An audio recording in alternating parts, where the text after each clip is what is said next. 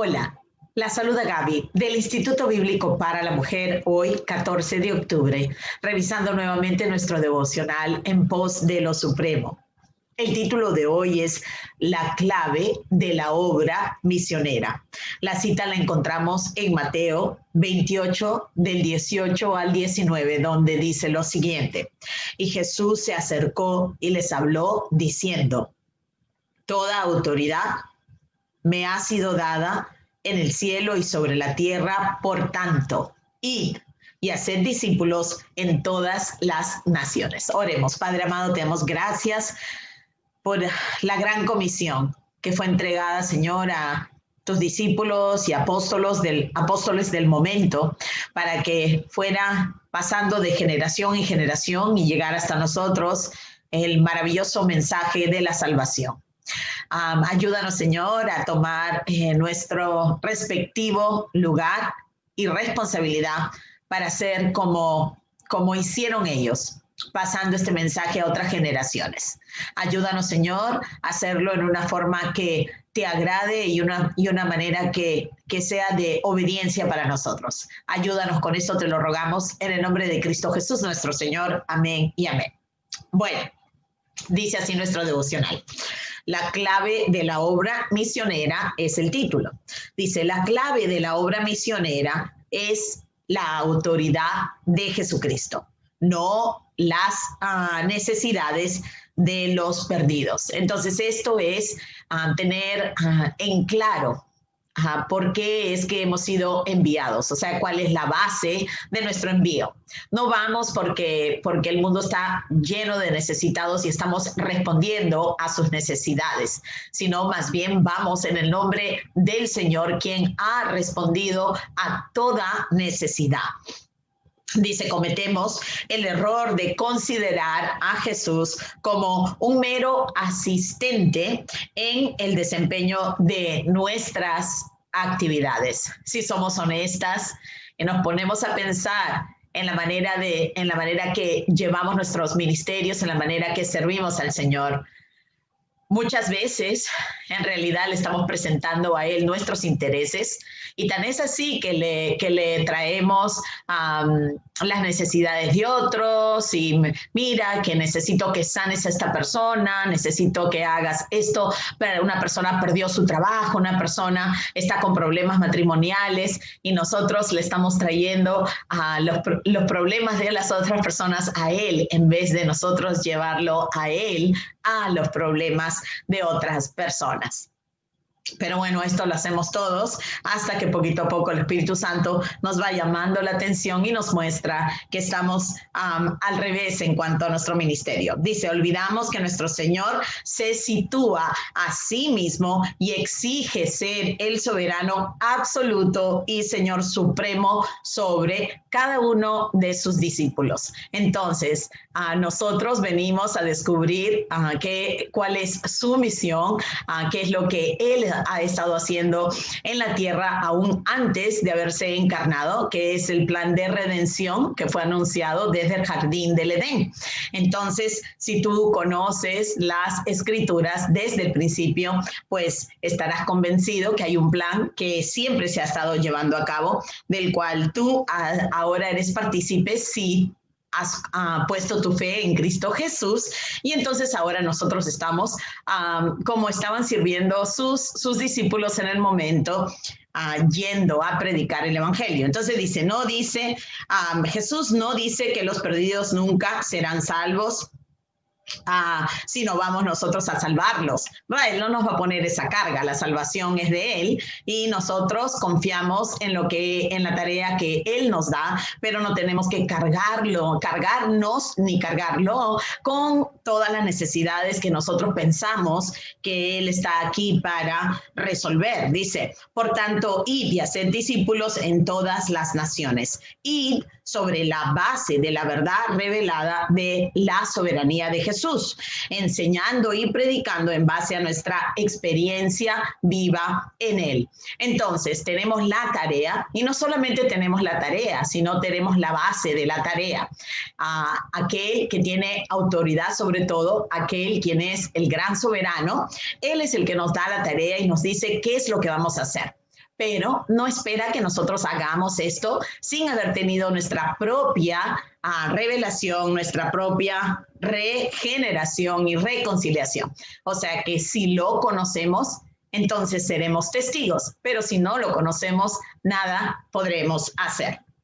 Dice, pero los 11 discípulos se fueron a Galilea, al monte donde Jesús les había ordenado. Esto es después de su resurrección y antes de que ascendiera. Entonces dice el hermano Oswald Chambers, dice, si quiero conocer la soberanía de Cristo, he de conocerle a él personalmente y tomarme el tiempo necesario de adorar a aquel cuyo nombre llevo. Esto es tan cierto. A veces nosotros por emoción, cuando realmente hemos conocido al Señor, tenemos como una emoción, una pasión y queremos salir corriendo a predicar el evangelio, a contarles a las personas qué es lo que nos ha ocurrido. Pero lo mejor que podemos hacer es pasar un tiempito a solas con el Señor, que Él vaya realmente revelándose y que nosotros vayamos conociéndolo como el gran soberano. De este modo, la tarea no estará en cuestión, no estaremos nosotros como modificándola, sino realmente confiaremos y haremos lo que Él nos envía a hacer. Entonces dice, Jesús dice, venid a mí. Y aquí está esa invitación a tener una relación que es cercana, que es transparente, honesta y que es una relación verdadera e íntima con nuestro Señor. Dice, al lugar donde encontrarse con Jesús. Este es el ven a mí, ¿verdad? Y dice, Jesús dice, se lo dice a los que están fatigados y cargados. Recuerden que Mateo capítulo 11, versículo 28, es donde Cristo dice, venid a mí, ¿verdad? Todos los que ya están tan agotados de tratar de justificarse por sus propios esfuerzos. Inclusive aquellos que ya han sido justificados, pero que todavía están tratando de caminar este camino angosto, separados del Espíritu Santo, tratando de ministrar a veces en el nombre del Señor, pero sin realmente consultar con Él, sin realmente conocerlo profundamente y estar convencidas de que Él es el gran soberano. Entonces, ese tiempo que para algunos parece como un desperdicio, no es un desperdicio en lo absoluto. El Señor tuvo a Moisés en el desierto por 40 años, entrenándolo a depender de él hasta que se le reveló con la tarea de ir a sacar su pueblo de Egipto.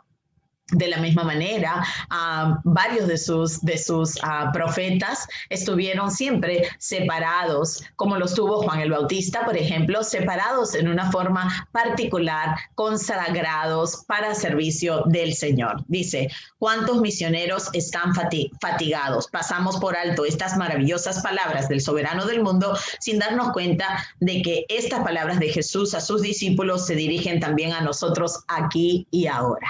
La invitación continúa abierta, debemos descansar en Él, no hacer ningún tipo de ministerio ni nada en nuestra propia fuerza, porque realmente no podremos.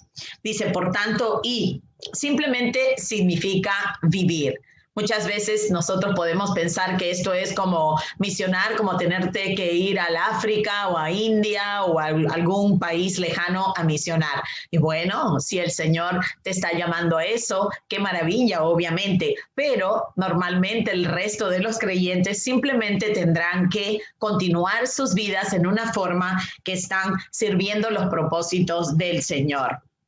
Entonces, nos lleva a ver en Hechos capítulo 1, versículo 8, donde la iglesia que en ese momento estaba llena de judíos, ahora el Señor Jesús les está diciendo, ya las personas no vendrán a Jerusalén como ha sido desde que el templo fue construido ahí para adorar al Dios verdadero, sino que ahora ustedes tendrán que salir de Jerusalén a Judea, a Samaria y hasta los confines de la tierra para alcanzar a todas las naciones, lo cual había sido el plan del Señor desde el principio. Los gentiles no eran un plan B. los gentiles estaban siempre incluidos, y tú lo puedes ver en una manera muy clara en Génesis capítulo 12, en los primeros versículos, cuando Dios hace un pacto o le hace una promesa ahora a Abraham, lo saca de Ur de los Caldeos y le dice que él le dará un nombre, que le dará una nación, y a través de él serán benditas todas las naciones o todas las familias del mundo.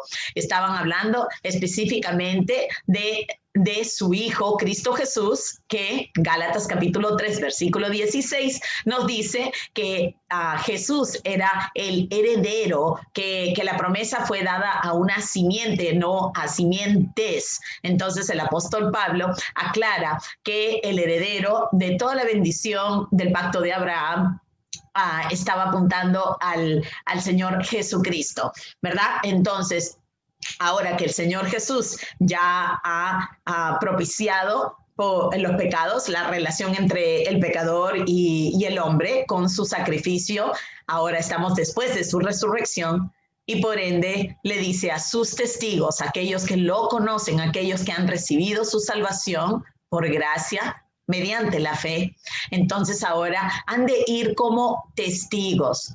Dios no le está pidiendo a una persona que no lo conoce que salga a evangelizar o a discipular. Si tú no conoces al Señor, entonces imposible que puedas hacer esto, ¿verdad? Esta tarea es para las personas que lo han vivido, que son testigos de que Jesucristo vive, ¿verdad?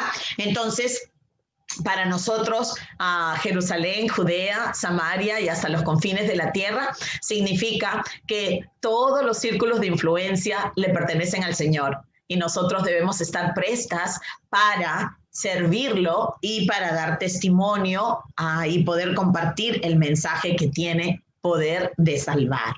Entonces, él dice, si vosotros permanecéis en mí y mis palabras permanecen en vosotros, esta en realidad es la clave o la fórmula para permanecer en un constante yendo, ¿no? O sea, que tener una vida que está constantemente activa, aunque estás presente con los tuyos, pero constantemente estás atenta a toda oportunidad que Dios te dé de compartir el evangelio. Dice, luego, donde seamos puestos, es asunto que no nos compete, porque es Dios quien soberanamente dirige nuestras idas. Pero de ninguna cosa hago caso, ni estimo preciosa mi vida para mí mismo, este es el apóstol Pablo, con tal de que acabe mi carrera con gozo y ministerio que recibí del Señor Jesucristo. Lo encuentras en Hechos capítulo 20, 24. Así es como debemos seguir en marcha hasta que hayamos partido de esta vida. Bueno, estuvimos corriendo nuestra carrera por los años que, bueno, cada uno estuvimos en el mundo. ¿De qué nos sirvió? Bueno, de cosas que serían hasta una vergüenza recordar. Pero ahora que hemos nacido de nuevo, ahora que hemos recibido el perdón de nuestros pecados, ahora tenemos un distinto testimonio y tenemos una gran responsabilidad y un bello ministerio de reconciliación. Así que bueno, gracias por haber estado conmigo oyendo este lindo devocional. Espero que te anime a confiar más en el Señor, y con todo esto también espero verte mañana.